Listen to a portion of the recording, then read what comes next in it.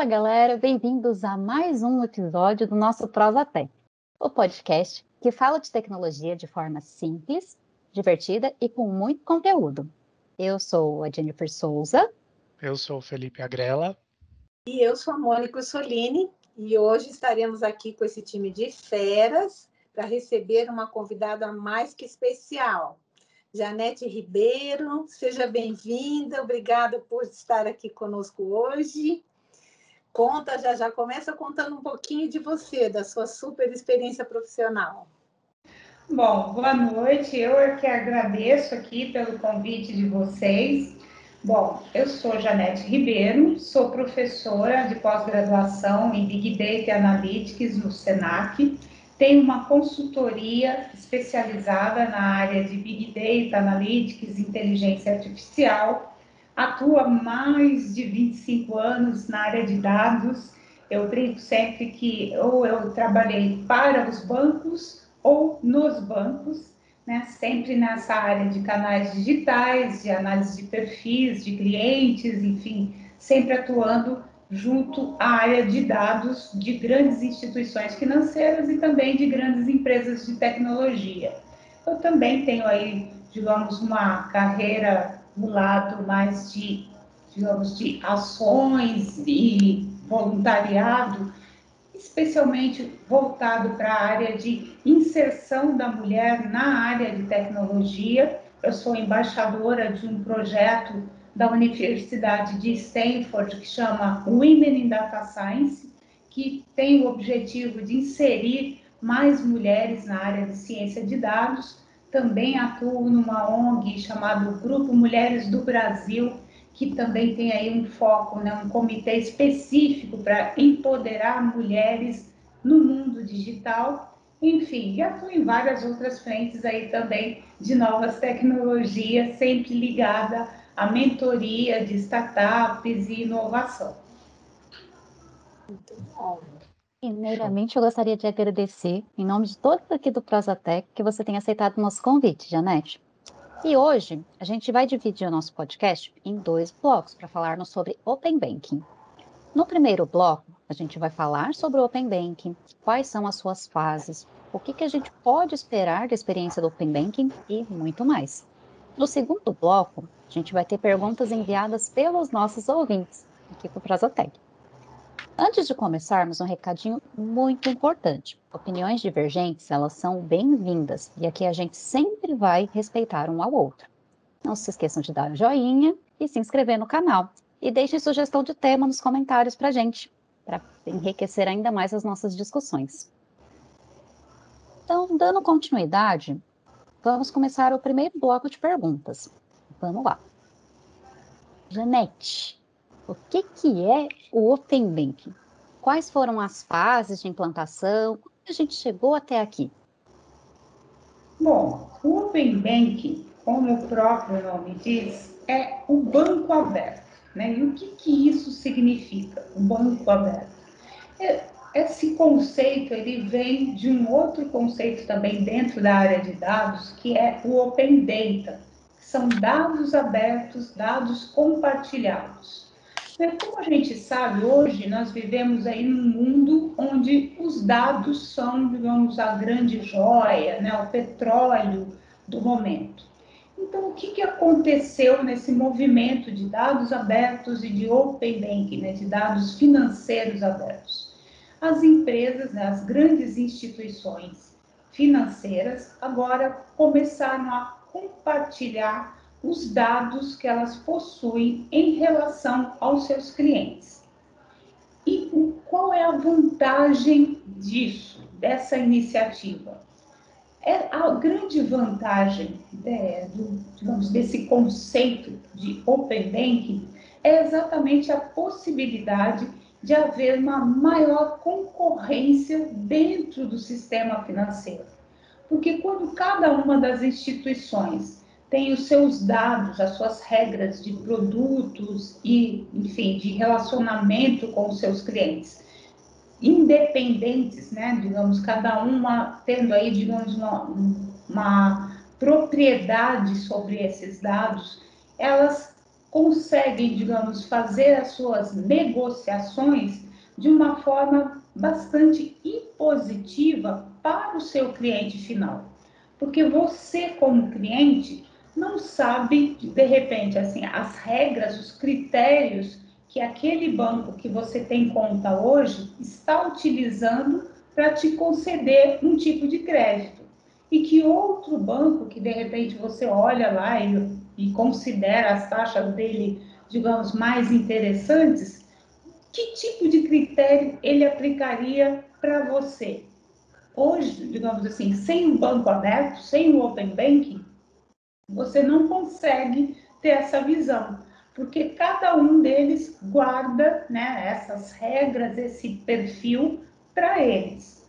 Com o Open Banking, existe toda uma regra normativa do Banco Central que, digamos, deu as diretrizes para que os bancos possam compartilhar essas informações, né, torná-las visíveis aos seus usuários finais, aos clientes, para então eles terem, digamos, essa capacidade de decidir qual banco é mais adequado para mim, para o meu perfil. Então, para esse banco eu vou estar aí, digamos, concedendo meus dados, negociando com ele e, digamos, incrementando meu relacionamento. Então, assim, o que eu posso dizer é que, em suma, o Open Banking é uma forma que, digamos, o mercado financeiro encontrou de tornar mais competitivo, né, as negociações entre as grandes instituições e o seu cliente, né? Uma forma de ser mais focado ao cliente final. Acho que expliquei, né? Sim, claro. Legal, sensacional. Então, vamos lá. Então, até partindo desse ponto de que a ideia é ser orientado para o cliente, de ser focado no cliente, como cliente, o que é necessário para fazer parte do Open Banking? E o outro lado da moeda também. E se eu não fizer nada, o que acontece? Bom, como eu comentei, né, todas as regras, toda a forma, né, o modus operandi do Open Banking é regulado pelo Banco Central. E existem várias normativas de governança desse processo. Então, assim, só as instituições credenciadas pelo Banco Central é que podem fazer essa troca de informações. Então, assim, do lado das instituições financeiras, elas precisam cumprir várias regras de segurança, de proteção à privacidade dos dados, anonimização, enfim, várias regras específicas para proteger e garantir a segurança desses dados. Do lado da pessoa física, do cliente, o passo que ele tem que dar é ele solicitar para aquela instituição que ele tem o seu cadastro, né, a sua conta, onde ele faz as suas transações, digamos, primárias, ele solicita para eles que ele quer compartilhar os dados dele, por exemplo, com um determinado varejista ou com uma determinada construtora, porque ele está, digamos, buscando ali uma outra linha de crédito, uma outra forma, né, de conseguir vantagens em algum produto financeiro.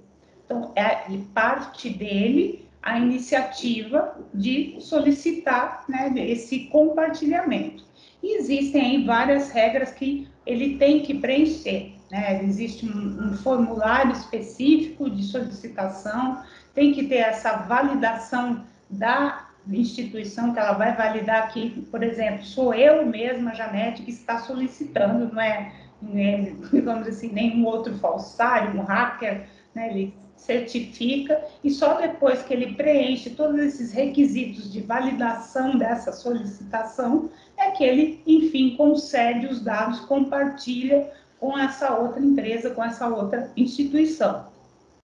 E existe também o lado inverso, quando é a sua instituição, digamos, o seu banco, que ele tem, sei lá, um acordo com outra empresa e ele gostaria de compartilhar o seu perfil.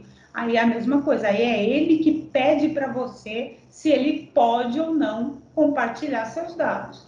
E você tem sim a opção de falar, não, eu não quero compartilhar meus dados com essa determinada instituição. E também você vai ter que validar, seguindo todos esses protocolos técnicos que você é que não permitiu, você não quer compartilhar com aquela determinada instituição.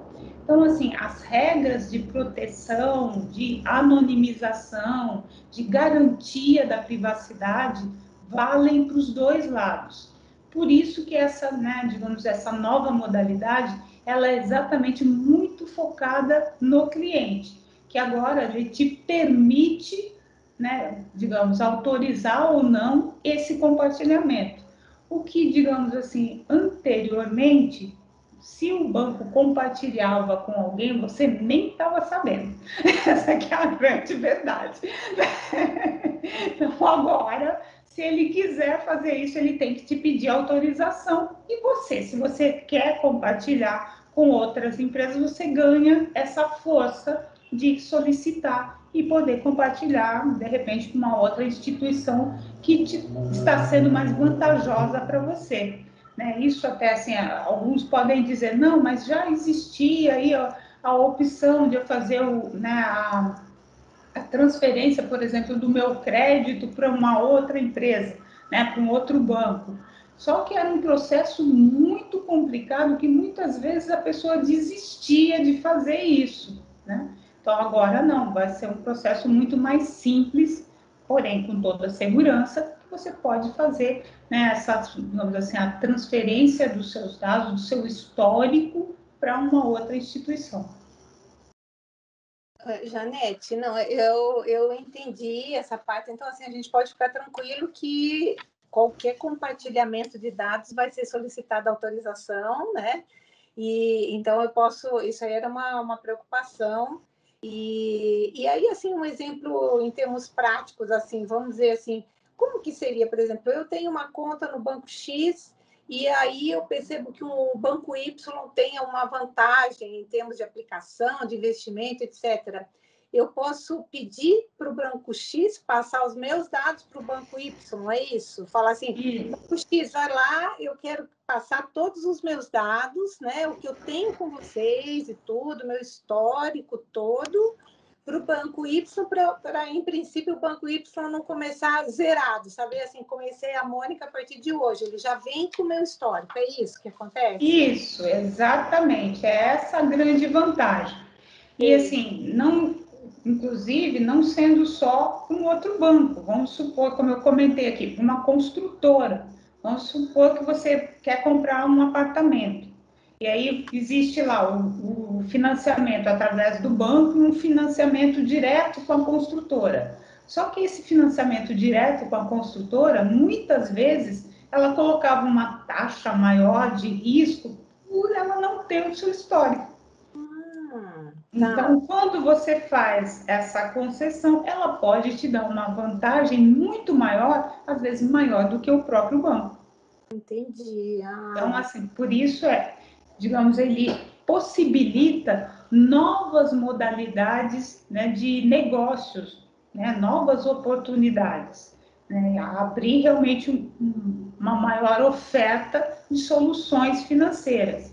Aí entram todas as nossas fintechs, edtechs e todas as techs, né, com essa nova, digamos assim, oportunidade de oferecer, né, serviços financeiros com um embasamento, né, em termos de dados de perfil de risco, muito mais seguro, compartilhando, né, quando existe esse compartilhamento de dados. Tá. Então, assim, o que eu, como usuário, posso esperar dessa experiência do Open Bank, assim, um resumo disso, assim, o que eu posso esperar? O que podemos falar?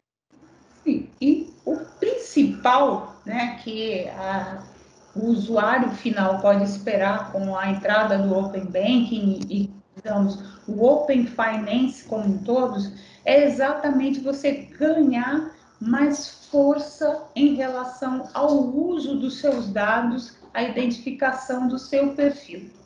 Essa é a grande vantagem para o usuário final. para o mercado financeiro, como um todo, ele vai ter aí a oportunidade de ter uma concorrência, digamos, mais leal, onde praticamente todos vão começar a conhecer melhor, né, os perfis de clientes, os critérios de avaliação de uma instituição e outra, e tentar ser mais criativos. Existe também uma outra oportunidade que essa nova modalidade traz para o mercado, que é o nascimento de outras, digamos assim, outras modalidades de negócios. Por exemplo, as empresas desenvolvedoras de APIs, que fazem essa comunicação, essa conversão de dados de uma plataforma para outra. Então, existe aí, né, um nascimento, digamos, de mais um tipo de fintech para estar provendo mais serviços financeiros. Certo. E aí, assim, para as instituições financeiras em geral, quer dizer, aumenta a competitividade, eles têm que correr, né, Janete? Não, eu acho que o impacto maior aí agora é quem oferece o melhor. Assim, a gente fica com maior flexibilidade, né, para poder escolher, não ser aquela burocracia, tem que fechar uma conta, abrir outra, etc., né? Assim, acho que fica mais tranquilo dessa migração, né? Até manter mais de uma conta, hora eu invisto num banco, hora eu invisto no outro, hora eu faço um contrato num financiamento, numa construtora, isso fica bem mais flexível, né? E aí, para as instituições financeiras, vai correndo, porque a competição chegou e se instalou. Sim, exatamente. Um grande ganho é essa portabilidade. E com a segurança, né, e toda a garantia do Banco Central, porque é um processo extremamente regulado. Aí tem aquele lado assim que no Brasil nós temos, digamos, muitas notícias desagradáveis do nosso país. Porém, nós temos uma muito boa. Nosso sistema financeiro é um dos mais modernos do mundo. E assim, e graças aos nossos problemas conhecidos, né? politicamente econômicos, né? Que vem lá desde do século passado, né? Dos anos 90, que aí, sim, digamos, a independência, né? Da nossa área financeira, digamos, de todo o Banco Central, de todo, né, a política financeira do Brasil, deu para nós essa, digamos, grande vantagem competitiva em termos de, digamos, inovação tecnológica em meios de pagamento. Então, assim, o Open Banking, ele vem coroar essa infraestrutura altamente segura, de redes seguras, de credibilidade em termos do processamento dessas transações, né, online, real time, que no Brasil já existe há mais de 20 anos e que os países europeus e da própria Ásia, enfim, estão começando a usar isso agora, há menos de 10 anos. E nós já estamos calejados nessa história. Então, assim, o nosso país tem essa grande vantagem e todas essas garantias em termos de segurança dessas transações. Por isso que as etapas, né, de evolução do Open Banking, que começaram a ser implementadas esse ano, a primeira fase foi em fevereiro, né, que está acontecendo até agora, em agosto, até dia 13, é toda a parte de transferência e padronização dos dados cadastrais. E agora, a partir de 13 de agosto, está começando a etapa de transferência de dados cadastrais, não só de conta corrente, mas de outros produtos financeiros. Isso deve terminar até mais ou menos setembro, mas em paralelo, a partir de 30 de agosto, já começa uma outra fase, que é da fase, digamos, de transferência das APIs, né, validação das APIs, de transações de pagamento. Essas APIs de transações de pagamento por iniciadores que não são grandes instituições financeiras, né, que são as empresas processadoras de cartões, as fintechs, eles vão estar sendo validados a partir agora de 30 de agosto. O PIX é uma dessas transações que vão estar sendo validadas. E no final do ano, 15 de dezembro, entra a última fase, que aí é a validação das APIs para todos os outros produtos financeiros. Um deles que já está, digamos, em fase de teste, digamos, chamando a atenção das insurtechs, é exatamente o Open Insurtech, né, que é a parte das seguradoras.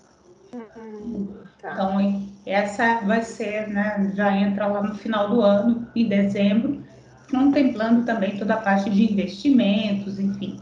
Então, assim, todo esse processo está sendo feito em etapas, ao mesmo tempo também já está, né, preparado todo um ambiente que a gente chama de sandbox, que é um ambiente de teste para que todas essas, digamos, as novas iniciativas de negócios transacionais, aí, né, as fintechs, insurtechs, todas as techs financeiras, possam primeiro testar nesse ambiente chamado sandbox do Banco Central, e só depois que o Banco Central der o aval que essa solução realmente é segura, é que eles podem poder sair para o mercado oferecendo esse serviço. Então, para vocês verem que qualquer passo dentro desse, digamos, ambiente do mercado financeiro brasileiro, de pagamentos e de produtos financeiros, é altamente testado, regulado e acompanhado, digamos,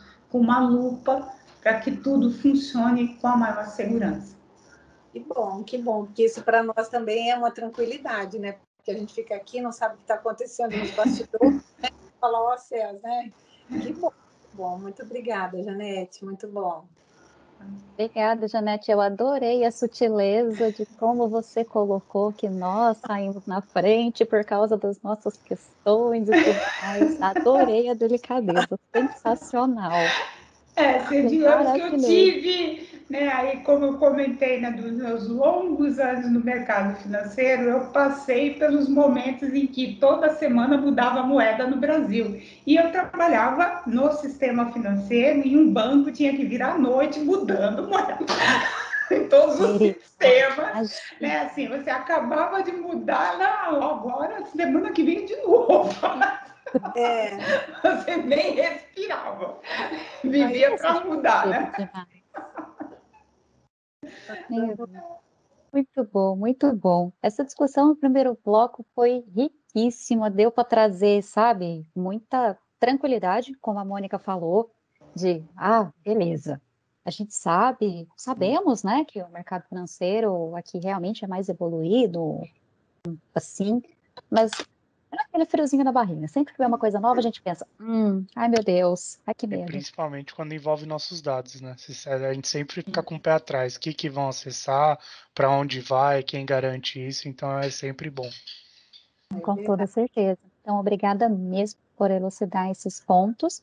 A gente está encerrando agora o nosso primeiro bloco, com toda essa discussão que foi feita aqui agora, muito bacana. Gostaria mais uma vez de pedir o like aqui, se vocês estão gostando até o momento.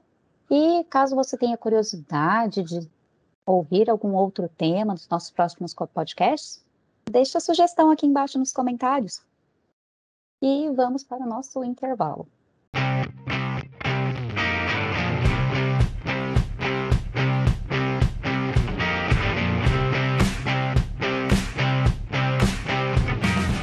Olá, voltamos com o nosso podcast. Agora nós vamos para o bloco de perguntas enviadas pelos nossos ouvintes. Bom, eu vou começar. Na verdade, eu vou juntar a pergunta que foi enviada pela Solange Lima com uma que durante a explicação da Janete no primeiro bloco surgiu, que é, Janete, durante esse compartilhamento entre as instituições, eles vão transacionar meus dados. Eu, como cliente, eu posso ter acesso aos meus dados que outros estão sendo compartilhados, ou vou poder entrar na minha instituição e olhar e falar assim, olha, esses são os meus dados do Open Bank, isso eu quero compartilhar ou não? E aí, juntando com a pergunta da Solange, que é, quais os riscos de ataques de cibersegurança, de eu ter o meu computador invadido ou dessa informação vazar entre essa transação.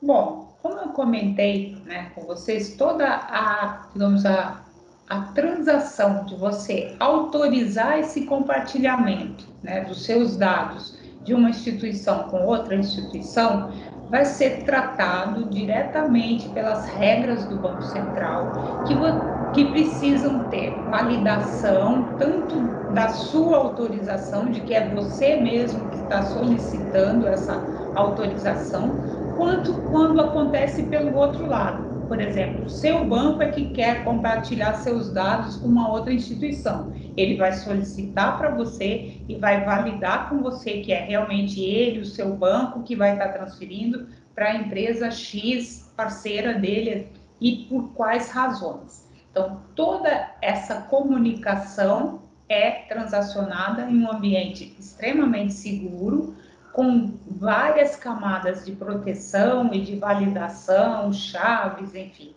que garantem aí 99,9% de segurança em relação a ataques cibernéticos.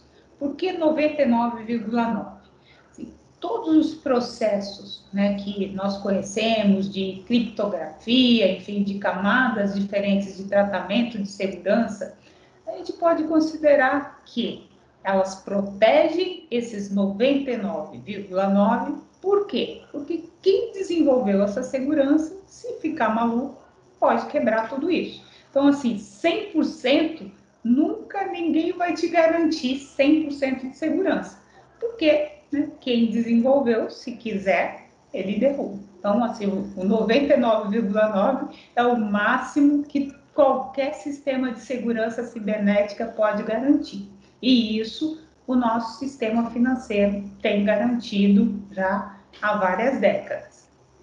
Aí, como você colocou assim, eu posso consultar eu pessoalmente os meus dados? Sim, você vai poder na sua instituição consultar os seus dados que você vai compartilhar ou que você não quer, que você recusa compartilhar. Mas você vai consultar isso lá no ambiente seguro da instituição. Você não pode ficar manipulando, você baixar, guardar, digamos, num pendrive e jogar no chão e perder, não.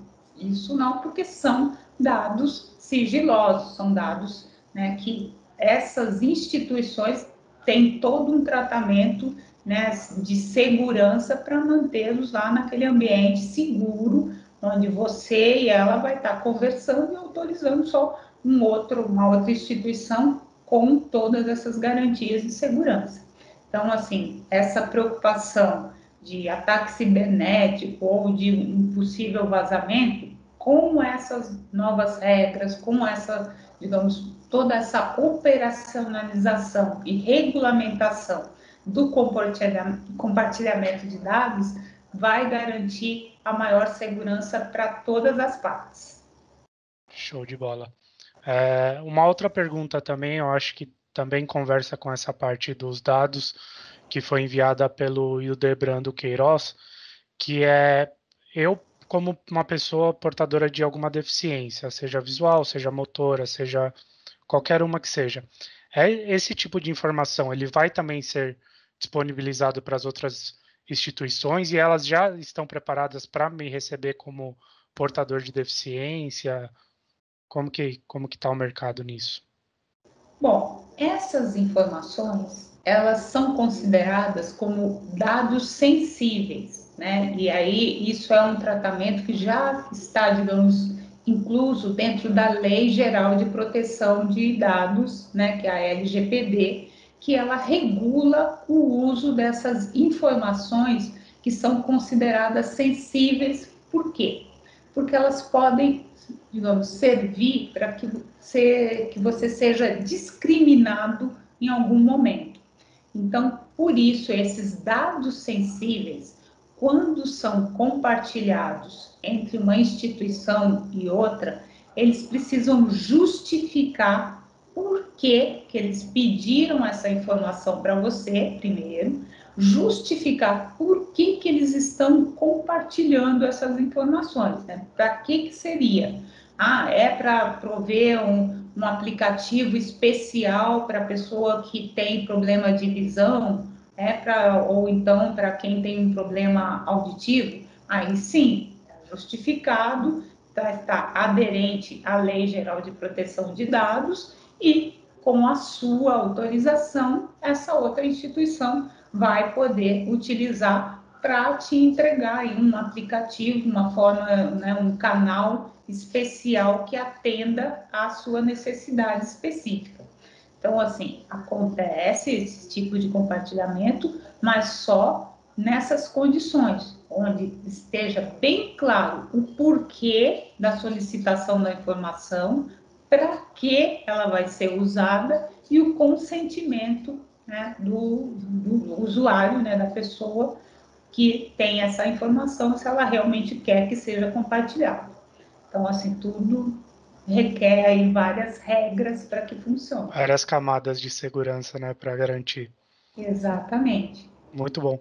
E você falou também, muito legal você falar sobre os dados sensíveis, porque eu acho que junta com a pergunta que foi enviada pelo Felipe Kenji. Os dados são transacionados, eu disponibilizei meus dados. O banco ou a instituição que está recebendo esse dado ou que está disponibilizando tem todo o trabalho de engenharia de dados por trás. Eu vou montar um Big Data para olhar, para desenhar os meus produtos. Como que eu garanto que esse desenho de produto não vai gerar desigualdade? Por exemplo, se eu moro numa região onde o CEP de uma região de baixa renda, lá tem pessoas que são más pagadoras. Eu, como um bom pagador, eu entro nessa região, morando nesse mesmo CEP, como que a instituição vai me garantir que eu não entro nessa base de má pagador e vai me disponibilizar um produto com juros mais altos, com uma dificuldade a mais para acesso? Bom, os critérios de análise de risco, de concessão de produtos e de serviços, eles variam de instituição para instituição. Então, assim, o risco de um algoritmo da instituição A ou instituição B, olha, esse risco sempre vai ocorrer entre uma aplicação ou outra, né, dos algoritmos.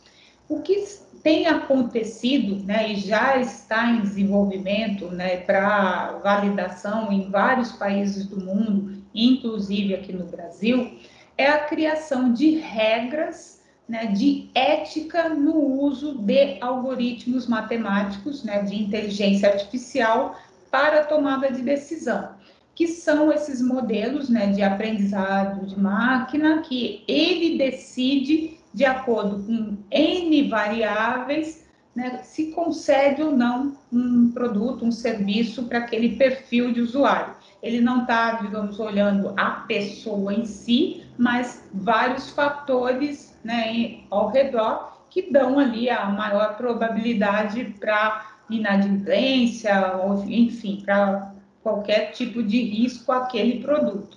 Mas tem que preencher, digamos, um padrão ético que possa, né, validar quais foram esses critérios que o algoritmo utilizou. Mas, assim, o que eu posso te dizer é que, mesmo hoje, sem essas regras, né, mais definidas por lei, como, por exemplo, hoje nós temos a de privacidade de dados, ainda não existe isso em relação aos algoritmos. As empresas que desenvolvem esses algoritmos, elas têm, digamos, condições de fazer o tratamento desses dados de uma forma tal para evitar esse tipo que a gente chama de viés ou de bias, né, dos dados, para que realmente ele consiga ser o mais assertivo possível em relação a esse perfil individualizado do seu cliente. E aí, assim, o Open Banking, né, ele vem exatamente para corroborar com isso, porque eu vou ter informações diversas a seu respeito, que quando eu não tinha essa condição de compartilhar dados de diversas instituições, a minha visão era, de repente, muito única da minha instituição. Vamos supor que com o banco em que eu tenho o seu perfil, você só tinha lá, digamos, um financiamento de imóvel, mas você não usava aquela conta nem para pagar nenhum serviço, nem nada. Então, a minha visão em relação à sua renda era muito limitada. À medida em que eu começo a receber, digamos, você compartilha os dados, sei lá, de um outro banco onde você realmente pagava suas contas, fazia compra, tinha cartão de crédito, aí eu começo a ver o seu perfil em realidade. Né? Quanto realmente você gasta, no que você gasta, por onde você anda. Então, aí eu consigo ter um mapeamento melhor e mais ajustado em relação ao seu perfil, independente de onde você mora.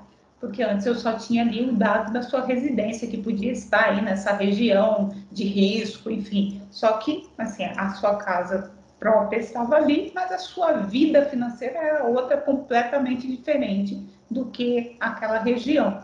Então, o compartilhamento dessas informações pode, inclusive, reduzir essa possibilidade de viés, né, negativo em relação ao perfil do usuário final.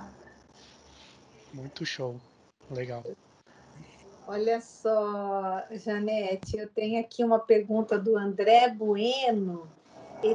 Ele fala assim, a gente podemos ter com o Open Banking, muito se fala em novas oportunidades, mas pelo que parece, se limita ao compartilhamento de informações e à autenticação de transações. E isso a gente já tem, a gente até já falou aqui e tudo mais. O que a gente teria de novo? Ou o Open Bank vai ser mais do mesmo? Bom, na verdade, assim, o que acontece? Essa mudança, né, a abertura dos dados no setor financeiro, né, o Open Finance, o Open Banking, ele traz N possibilidades de novos negócios. Sim, o fundamento dele pode até parecer que é mais do mesmo, né? Porque no compartilhamento de dados já existia, o que não existia era a autorização, né? O empoderamento do usuário, de quem é dono dos dados. Isso é já um fator diferenciador, porque a partir do momento em que você decide quando e para quem você vai compartilhar os seus dados, isso te dá maior força na negociação. Além de que esse movimento gera um novo modelo de negócios, que são empresas que vão trabalhar na monetização de dados. E o que seria isso, monetização de dados? Né? É te reembolsar pelos seus dados. Quando você fornece os seus dados, vamos supor, para um grande varejista, que ele tem lá um super aplicativo de vendas, ele pode te beneficiar dando, digamos, um valor de desconto nas suas compras, né, o chamado cashback. Então, você vai ser remunerado porque você compartilhou os seus dados com ele. E várias outras empresas, já existem algumas iniciativas, por exemplo, que elas te reembolsam quando você compartilha alguma informação, algum conteúdo que ela publicou nas redes sociais. Então, você ganha lá alguns centavinhos porque você compartilhou, né, aquele dado, aquela informação. Então, assim, você tem aí, digamos, uma nova oportunidade de renda vendendo os seus dados pessoais. Então, isso é um modelo novo de negócios. Sem falar dentro, né, da própria cadeia produtiva, né, do Open Finance, que agora existem aí, digamos, o nascimento das empresas de tecnologia que produzem, que desenvolvem as APIs, né, as camadas de interface entre as transações dos diversos bancos, das diversas instituições. Esse é um novo segmento de empresas de tecnologia e as próprias, digamos, fintechs, insurtechs, que agora, movidas com esses novos dados de compartilhamento de diferentes instituições, podem prover diversos serviços financeiros atrelados aí a outros setores da economia, né? Construtoras podem oferecer algum tipo de serviço de seguro diretamente, enfim, várias outras instituições de setores diferentes do setor financeiro podendo prover algum tipo de transação digital baseada nesses dados fornecidos, compartilhados pelo Open Finance. Então, assim, não é mais do mesmo, é muito mais do que se pode imaginar. Com certeza, nossa. Muito bom, muito obrigada. Uau, adorei, adorei. Bom, e para a gente encerrar, aí eu vou perguntar para você uma questão aqui do Douglas Breve. O que está sendo visto de movimento dos bancos, tanto no mercado local como no mercado internacional, para atrair clientes e fazer com que eles autorizem o compartilhamento de dados? Bom, uma das coisas, né, eu até já comentei aqui, é essa linha da monetização dos dados, né, a remuneração para a pessoa física quando ela compartilha os dados com as diferentes empresas. Mas existem várias outras iniciativas que já estão ocorrendo, não só no Brasil, mas em outros países também, né, de estar criando cada vez mais serviços financeiros utilizando os canais digitais com base, né, nesses grandes volumes de dados que são utilizados aí através do compartilhamento das instituições financeiras. Um exemplo é em relação ao que tem acontecido, por exemplo, né, por exemplo, o que acontece no mercado todo do Oriente, né, que seria Coreia, China, enfim, que eles têm aí um ambiente maior mais propício em termos de conectividade e que atualmente existem muito mais transações de pagamento digital do que até o papel moeda. Então, assim, a partir do momento em que você tem essa visão completa, né, mais, digamos, centrada no cliente, com redução do nível de riscos, é mais viável você ter pagamentos, todas as formas de pagamentos transferidas para um canal digital do que ficar emitindo papel moeda. Então, assim, o impacto desse Open Finance, enfim, de incentivo para as pessoas utilizarem cada vez mais, né, os pagamentos digitais é gigantesco em várias economias, inclusive até para reduzir aí, digamos, os riscos inflacionários, enfim, para toda a gestão econômica de cada país, né? Ela acaba impactando à medida em que você vai evoluindo para as moedas digitais, os pagamentos digitais. Legal, muito bom, muito bom. É isso aí, galera. A gente está chegando ao fim de mais um episódio do Prosatec. Queria agradecer imensamente ao convite aceito pela Janete, que contribuiu demais com o episódio de hoje. Eu gostaria de deixar aqui, em nome de todos nós do Prosatec, as portas abertas para você retornar sempre que quiser. Falar de Big Data, falar de tudo isso. Pode vir, pode vir. Eu que agradeço aí a oportunidade, né, de estar falando aqui, conversando com vocês. Sim, o Open Banking é um tema bastante complexo, tem diversas regras.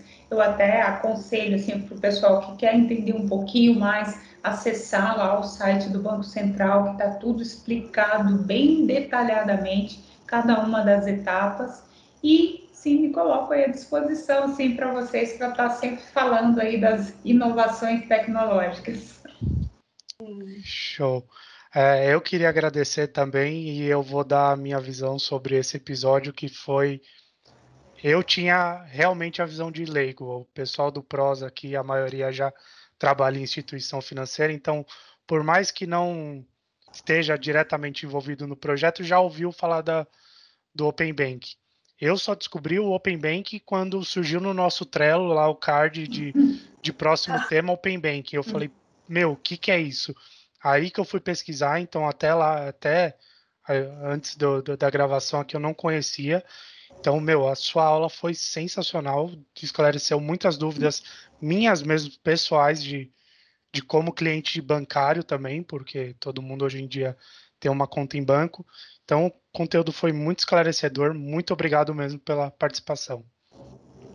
Eu que agradeço. Obrigado. Então, Janete, você, assim, super agradeço, você cativou a gente. Assim, agora você, sinto muito, vai ser convidada para muitos outros, né? Os temas, assim, são muito importantes, muito abrangentes, e você falou com muita didática, com muita eloquência, né? A sua fala flui gostoso, assim. Então, muito obrigada. E agora segura aí que nós vamos convidar mais vezes. Com certeza. Então, esse foi o episódio 9 do Prosatec. Não se esqueçam de dar o joinha, se inscrever no canal e deixar sugestão de temas nos comentários. Valeu, gente. Até a próxima. Tchau, tchau. Valeu, galera. Tchau, tchau, gente.